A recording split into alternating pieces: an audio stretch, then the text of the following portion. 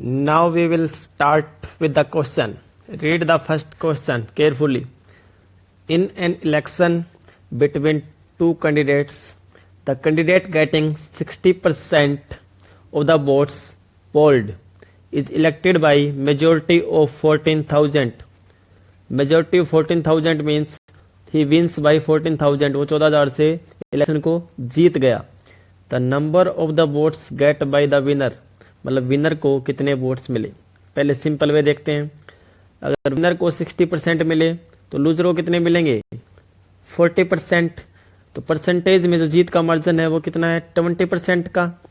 लेकिन वोट में कितने जीता है 14,000. 20% equal to 14,000. This means 60% will be 42,000 is our answer. लेकिन एग्जाम में हमारे पास इतना टाइम नहीं होता है. विनर को कितने मिले, winner get 60% means 10% extra from 50. तो उसने 10% दूसरे से ही पक्का लिए होंगे. तो विनिंग मार्जिन क्या हुआ सीधा double 20%.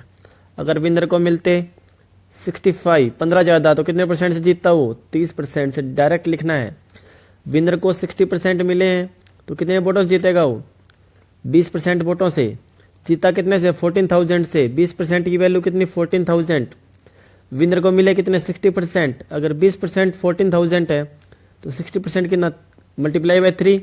Multiply by 3 answer is 42,000.